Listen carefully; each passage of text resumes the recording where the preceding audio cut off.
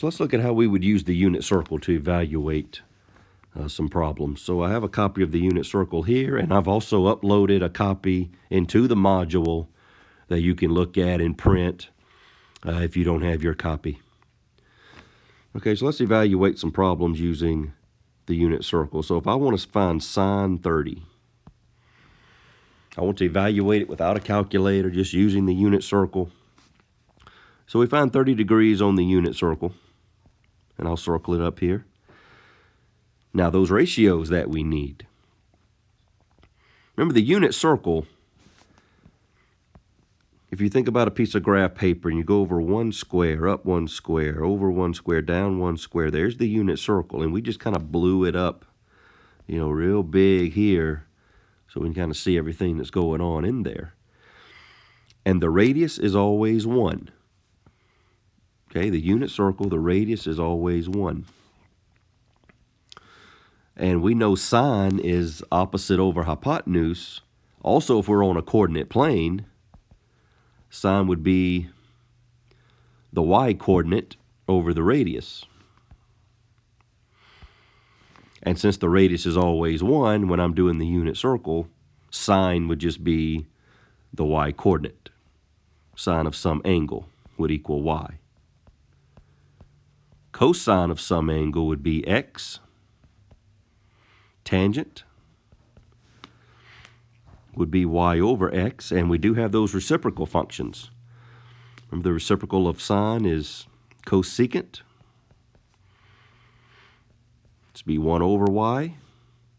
Secant for cosine, 1 over x.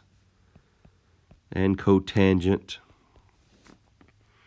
x over y. So those are the ratios that we need, and we got everything we need right here. So if I want to do sine 30, okay, I find 30 degrees on the unit circle. Sine of 30 would be the y-coordinate. The y-coordinate is 1/2. So sine of 30 equals 1/2. So that example is done. So I evaluated using the unit circle.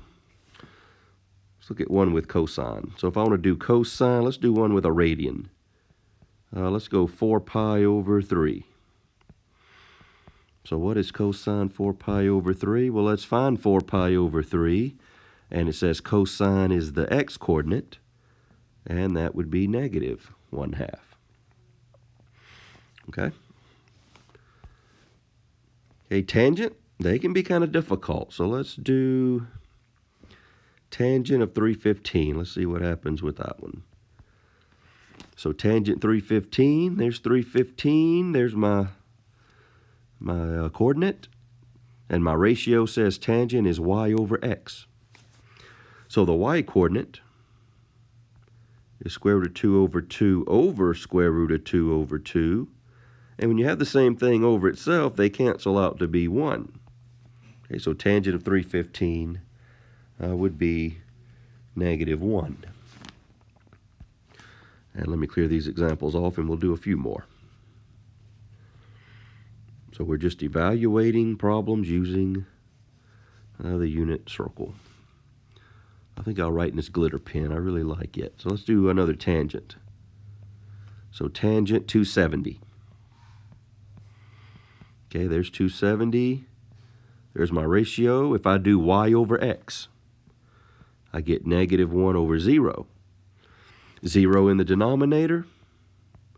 So this is undefined. No solution to it at all. And on the contrary, if I did tangent pi. So there's pi, there's my coordinate. So if I did the y-coordinate over the x-coordinate, if 0's on the top, then it's just 0.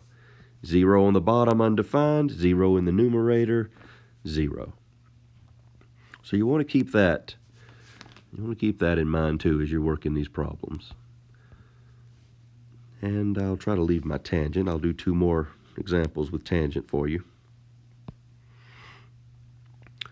Okay, let's go with tangent 150. So 150, there's my coordinate. And we have the y-coordinate over the x-coordinate. Okay, and when you're dividing by a fraction, you want to multiply by the reciprocal. So just flip that fraction, multiply by the reciprocal, the 2's cancel. So then we're left with -1 over the square root of 3. And we did talk about this before we got out, how to rationalize your answers. So then you would have negative square root of 3 over 3 for a rationalized answer for that. So sometimes tangent can be a little difficult when you got to multiply by the reciprocal of some fraction that you have there. So let me clear this off and we'll look at one more with tangent.